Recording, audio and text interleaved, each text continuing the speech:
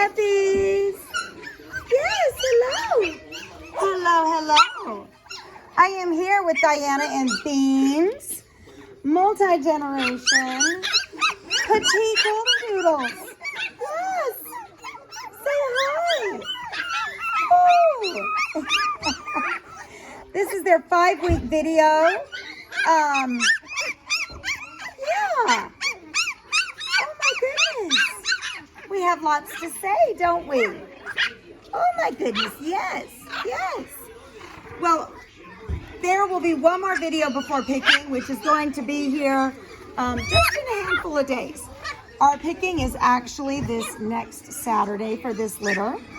And I know, oh my goodness. There are 6. We have 3 boys and 3 girls. And this is an all red litter, although we do have one here that's a little, lighter color.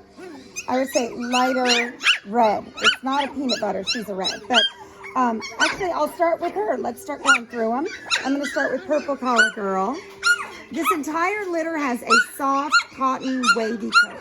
So if you take a cotton ball and stretch it out and kind of touch it, that's the softness you're going to feel. Look at you. Are you precious or what? Yes. Diana gives us a very equal, I would say, equal quality, equal kind of coats with all the puppies. And that's what we absolutely love. Oh, I lost my earbuds. Or are they on? I can't tell. I'm sorry, guys. So hopefully the audio on this will be good. Anyway, they all are very similar. They have very similar uniform faces, coats, and usually in color as well. And that's what I really love about her breeding. Not only are they all absolutely sweet, but they're all equally cute and look very similar. So your first pick and your last pick are on the same playing field. Look at Pink Collar Girl, red, soft cotton wavy. She's looking for food. You already had food. Yes, you did. My husband's behind us. He's the keeper of the food. Okay, who am I missing? Who do I need to go get? Blue, come here. Or actually, it's turquoise. Hi. Oh, let me stretch. All right, Turquoise Collar Girl. And she's also a nice dark red, soft cotton wavy. Little white on the chinny chin.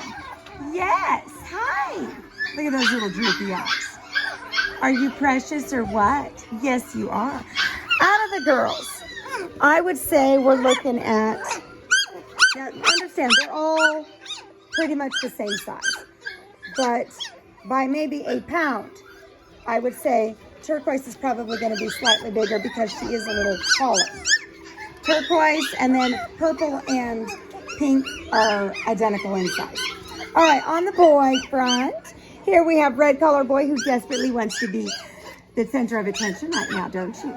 Yes, hi. He is a nice medium red, soft cotton wavy. And then, come here, little Black Collar. Black Collar is talking to me. And I would say red is the biggest of the boys. Here's Black Collar Boy, a nice dark red, soft cotton wavy. Hi. Hi. So I tell people, talkative doesn't mean they're going to be a yappy, barking dog. At this age, that doesn't mean that. That means intelligence. It means they're able to communicate with me. That's not something that we're going to see early on at this stage. It's just not. You can have a dog that's really barky without even talking at this stage. So it's not really a good rule of thumb to go by. The smallest of the boys is Orange Collar Boy, soft cotton wavy. His coat will get longer. He's just smaller. Not too much smaller, but smaller. And that's just going to take a little more time for him to grow out. He's still going to be just as fluffy as everybody else. Yes, aren't you? Aren't you? And he's another, I would say, medium red. So at this stage, we are starting to have some moments without mama so that we can begin the weaning process. And I know it looks like we're doing that early, but they're just little. They're a petite size. Our petite size is mature between 16, and it can go up to 20 pounds, but generally 16 to 19 pounds. Are you getting my clothes? Are you trying? Hey. No. No. We'll tuck that under. We'll take that away, and we'll introduce you to something else. Look.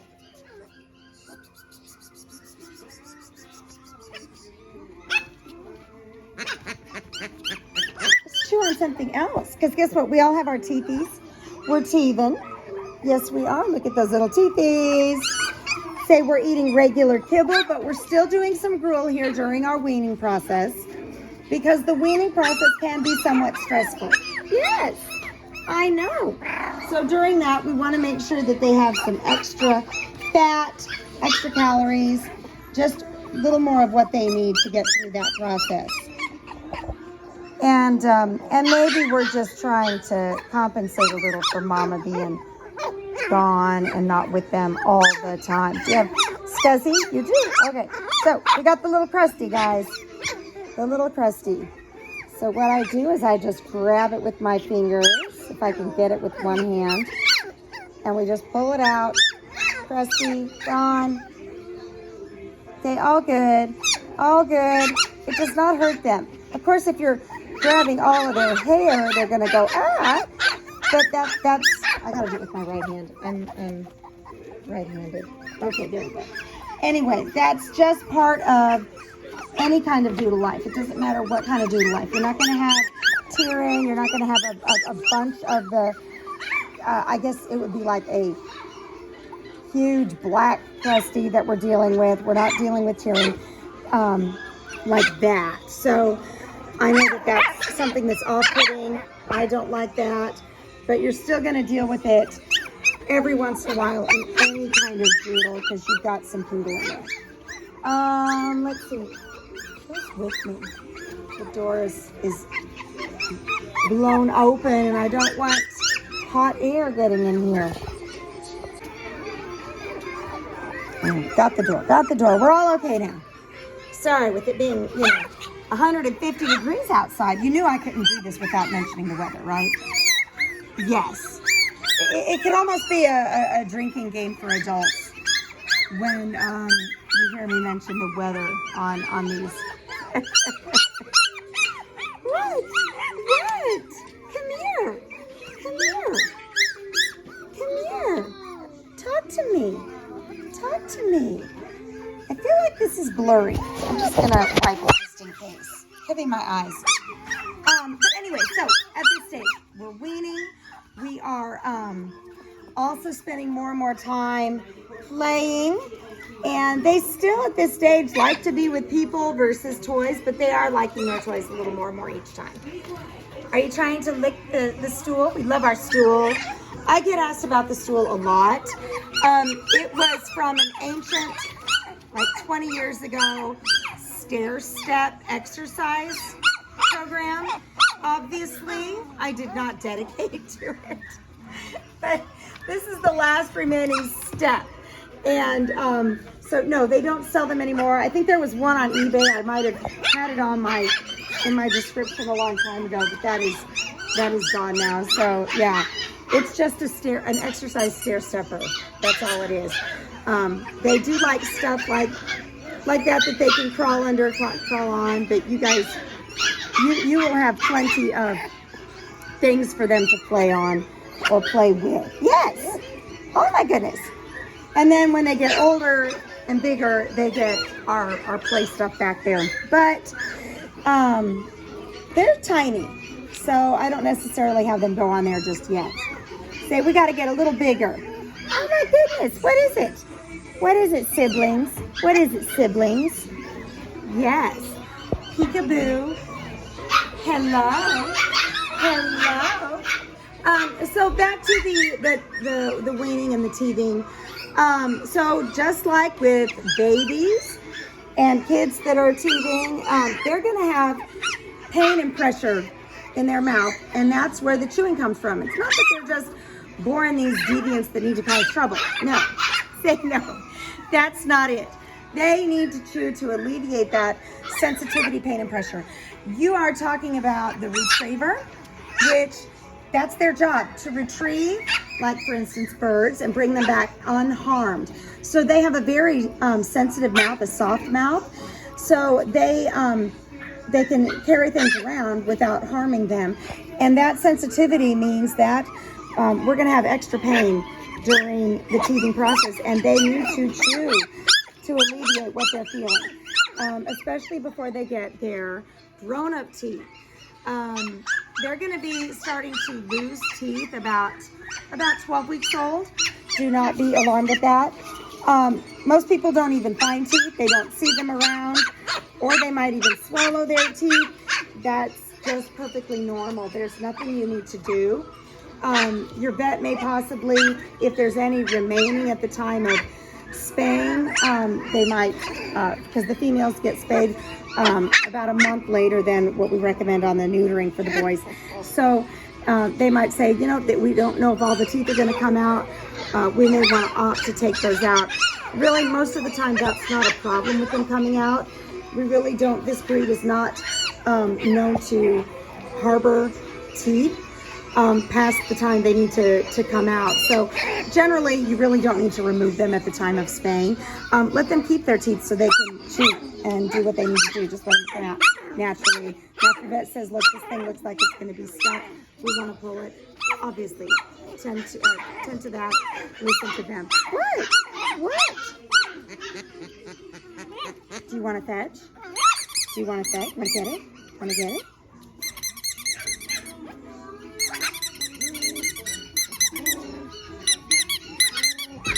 I don't know. It makes noise. It's talking to me. I don't know about that. I don't know about that. Oh, you're stuck. We're stuck. Our little nails are stuck.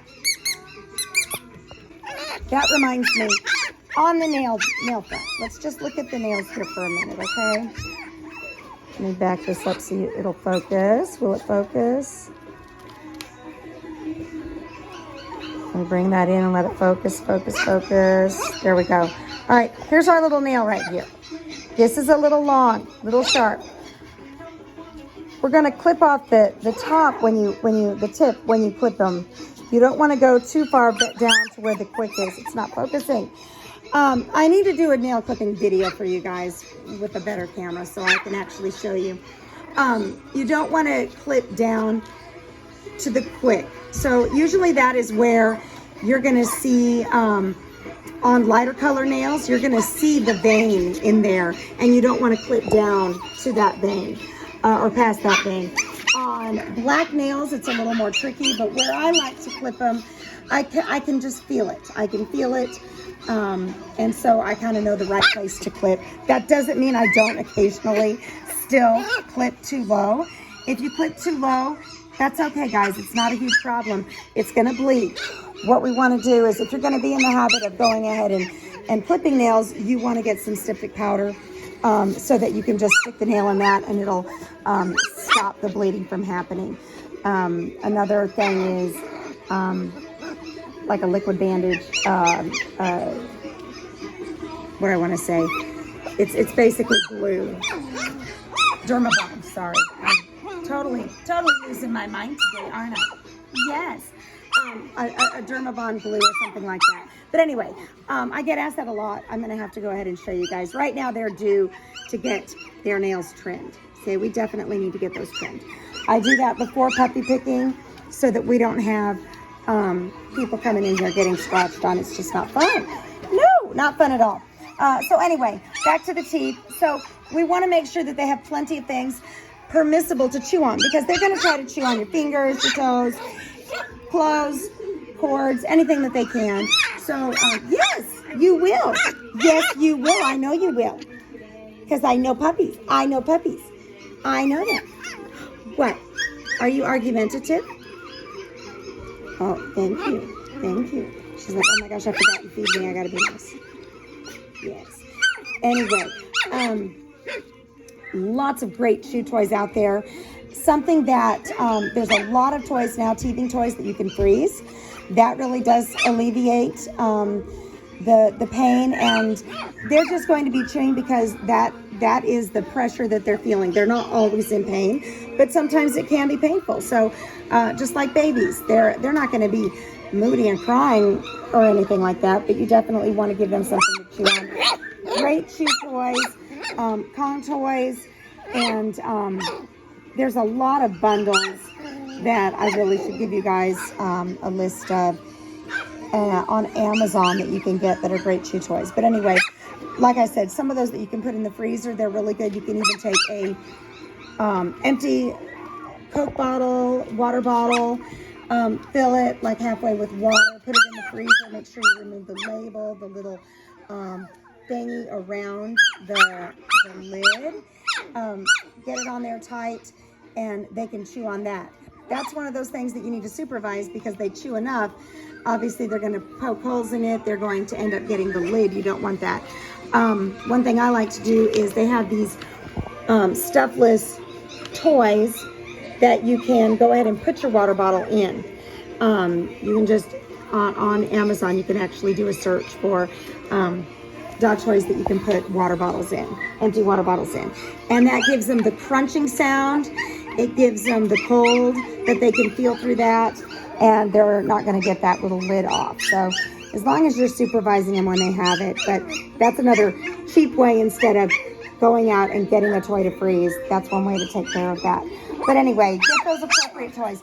Now, when they first go home, these plush toys are going to be great. They're absolutely awesome. Eventually, they're going to be able to rip these apart. You don't want them to swallow any little parts. So when you see a toy that's getting destroyed, go ahead and get rid of that or mend that. Are we going down? Are we? We're going down. Yes, you little pumpkin. She's a little pumpkin. Yes, she is. Are you a pumpkin? Well, I don't know. I don't know. What am I? I thought I was a dog. Come here. Come here. What are you doing over there, Orangey? You got off of the paper. Come here. Let's see if we can convince you to come back. Come back. Come back. I know, I just took away your play. He's like, good night. Can't have any fun with you around here. Come here, let me hold you. Let me hold you. Yeah, I need some loving. I need some loving. Yes, you do. So, just check out all the different kinds of toys, not just plush toys. Ones that, like this is a great one because it is really, really durable. My donuts do really good. After a while, the threading here does start becoming frayed, like these over here. The more you wash it, obviously we wash our toys a lot. These toys have been played with for years now, and they do really good. This is one of those Costco llamas. I love that. Again, really durable fabric. That's usually what I have around here. Everybody gets a Longhorn and a couple other toys. We'll give you a good chew toy as well in your puppy packet. Yes! Uh-oh, you got fluff on you. You know I can't stand the fluff. I've got to get the fluff off your nose. Where's our purple girl? I'm sitting here doing all this talking and I don't even have purple girl. Oh, here you are. You're just chillaxing beside me. I didn't even notice. Hi.